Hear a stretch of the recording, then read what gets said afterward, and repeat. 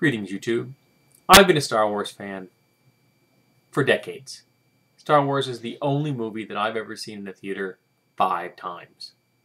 I thought it was great. And when the D6 Star Wars game came out, it wasn't my thing.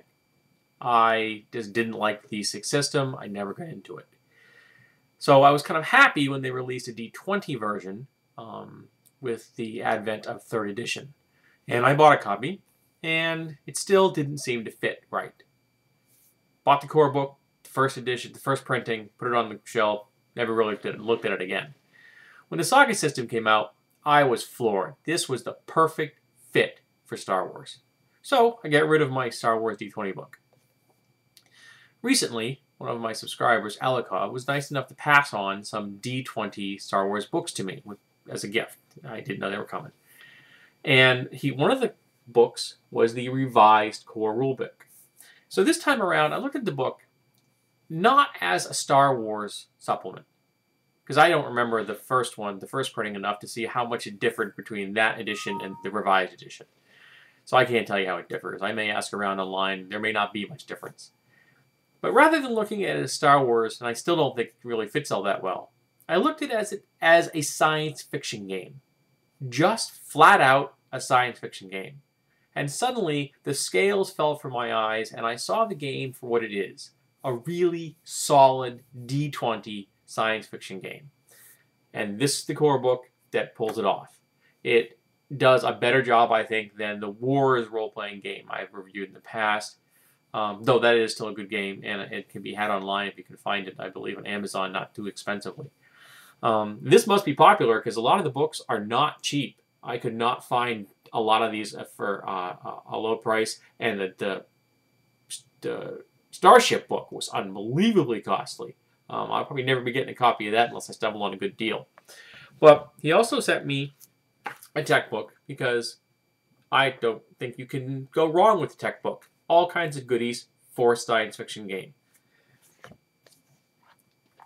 The Galactic Campaign Guide. Now again, if you're looking at this as a straight science fiction supplement, this is still good. It's got floor plans, it's got layouts, it's got all kinds of information about different settings. You just change the name slightly here and there, and you're good to go, okay? But this is the best for last. I never picked up this book when it was originally out. I don't know why. I did collect some of the images that I had gotten off the Wizards of the Coast website that were from this book, because I thought they were pretty cool pictures of aliens. This is the ultimate alien anthology, and this is utterly awesome. To borrow a phrase from one of my subscribers, Rob Pepper, it's brilliant. I love monster manuals. And one of the things I loved about 3rd edition was that there were so many of the different monsters in the game that were playable. But one of the disappointments for me is not every single monster was playable, and that's what I wanted. I wanted every single monster in the book that had an intelligence over 2 to be playable. Because I thought that was the true flexibility of D20, and it was never completely realized. Savage Species did a kind of a half-assed job at some of that, but it didn't do it completely. This is a monster manual full of nothing but playable races. Now, this D20 version seems to have a much looser definition of what balance is. Because I've seen there's nothing in here like about level advancement. So essentially they're all supposed to be equal, but they aren't. There are some of the races, that, for example, there's one race in here that has a +2 to a stat, but no negatives. Which is kind of like Pathfinder. There are large races. There are races that can fly. There are races that have built-in force abilities, psychic abilities.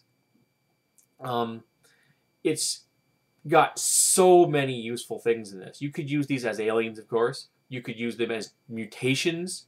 You could just use them as interdimensional beings. You could use them as genetically engineered troops or servants or pleasure, replicants, anything you could think of.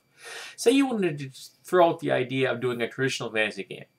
You like humans because they're the base, and they give people something to relate to, players to relate to. But you don't want elves and dwarves and gnomes. So, you throw in Wookiees and Ewoks. Alright? You throw in nothing but the races from this book. Suddenly you've got a fantasy game that has nothing to do with traditional fantasy settings, and it gets your characters out of the players out of that frame of mind and into a completely new one. All right, and there are some really nice illustrations in here, and there are some really cool races. There's one called the Yazum near the end. They're this large, furry, muscular. They race part bear, part cat kind of thing. I guess they have some social ties to Wookiees. Excuse me, still getting over my cold. There's a race in here where the males are large and the females are medium. Now that's an interesting concept. What if they view all male, every race that's large, like themselves, as automatically male? And every race that's medium, they automatically assume they're female. And any race that's small, they assume they're children. It's an interesting psychological way of looking at the world just because they have such sexual dimorphism within their own race. That's a cool idea. I can't tell you how happy I am with this book. This is just so cool. I just did a quick read of this, looking at the stats mostly, but there are prestige classes in here, there are weapons in here, there are new ways of handling abilities, like racial traits and things. Like one race can vomit, I think, or something, offensively. Not that vomit ever isn't offensive, but this is just so much fun. I can't recommend it as highly enough. Now, just imagine for a second, you take Earth, you jump forward 14, 16 years. Somebody figures out how to unlock the potential in the human mind. Bingo, the Force becomes real. 5 years later, somebody figures out how to create lightsabers. This is our world. They're going to call them lightsabers, all right? Even if they're just laser swords or something. Think about that. A cyberpunk game or a post-apocalyptic game with people roaming the streets, street samurai roaming around with lightsabers and 45 911s. That is just cool.